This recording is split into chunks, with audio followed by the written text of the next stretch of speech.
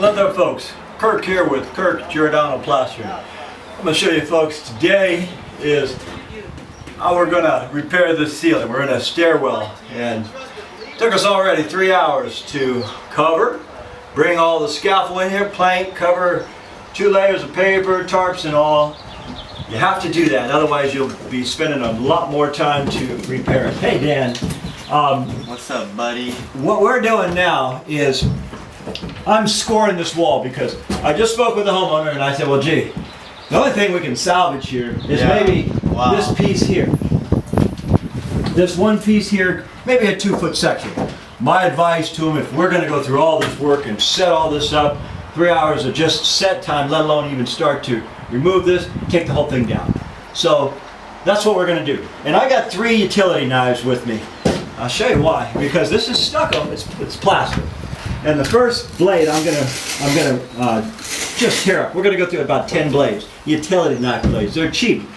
We put it here and we just keep going over and over until the whole blade goes in it. That's called scoring. We are scoring this plaster. And when each time a blade gets gone, I just reach in and grab another blade and we score it over and over. So when we start removing it, it's gonna stop right here. Otherwise the whole thing comes off. We're taking this piece here, there, this corner here, right up to the wall here, right here, and we're scoring it again. We're going to throw a lot of utility blades, but that's okay. Now, once we remove the whole ceiling, then we're going to apply bonding agent and re-plaster. I'll show you what I'm referring to. Now, there's a lot of ways to get this ceiling off. I can hammer, hatchets, trowels, you name it, I can take it off. No way is fun. It's all a drag. If you don't like getting dirty, don't try to do this. Wear a mask, goggles for the sake of explaining it. I'm going to inhale some of this nasty dust.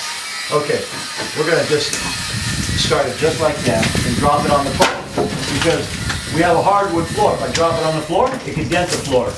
In fact, the floor does have some dents where this dropped off by itself. So we're just going to go like this. It's going to take us a couple, maybe an hour. We've got a couple of us.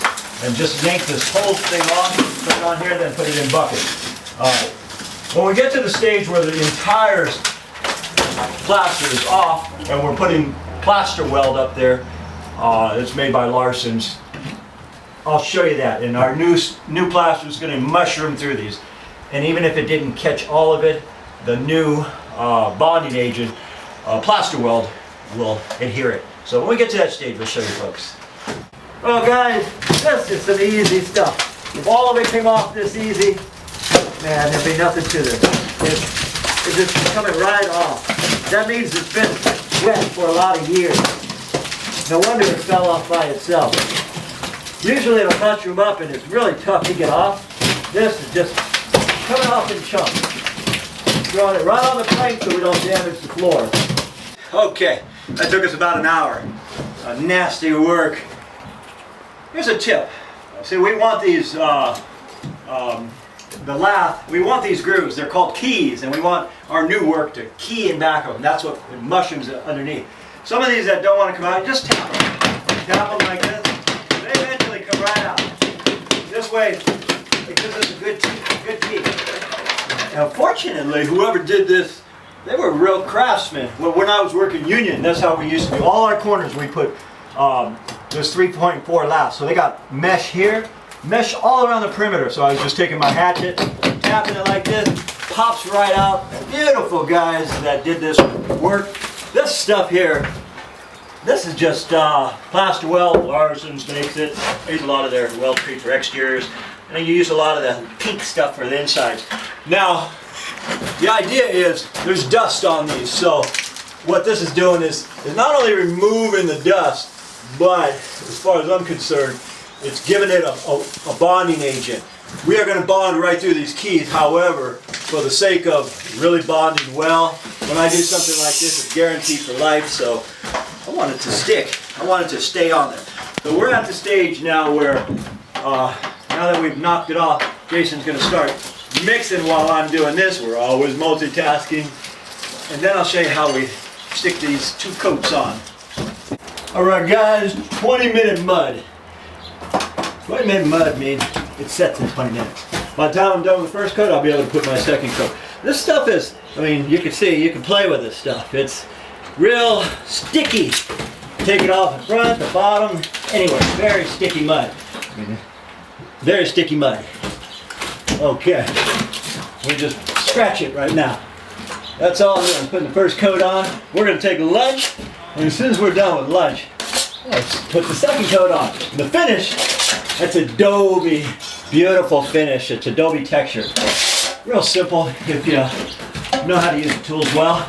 And it's pretty hot in here, so it's setting fast. It's probably 90 degrees, 95 up here because it's a hot day. We are in beautiful Orinda. All right, guys, second coat going on.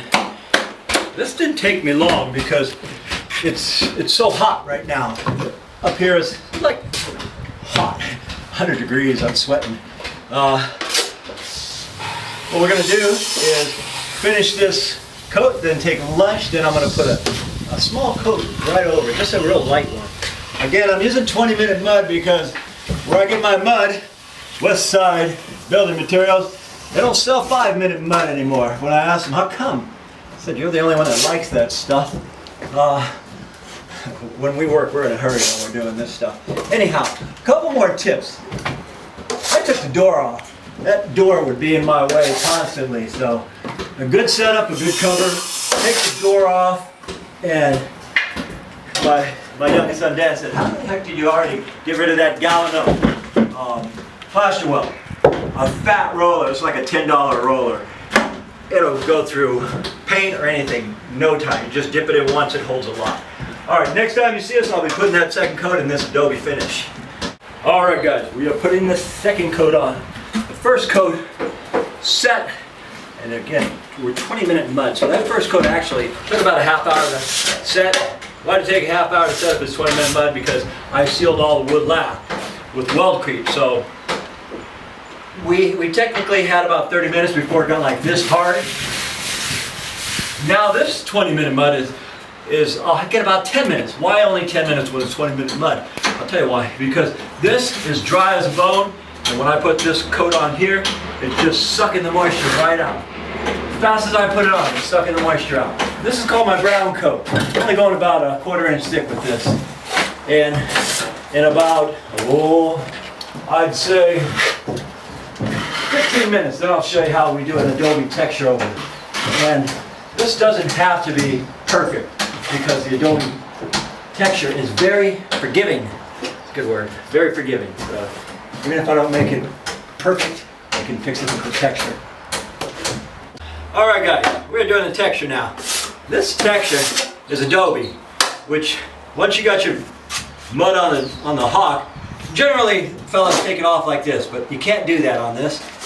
You got to take it off of the top. You put your trowel here, you pull it off your top so the mud is in the middle of the trowel, and that's how we get an adobe. Pull it off. Adobe.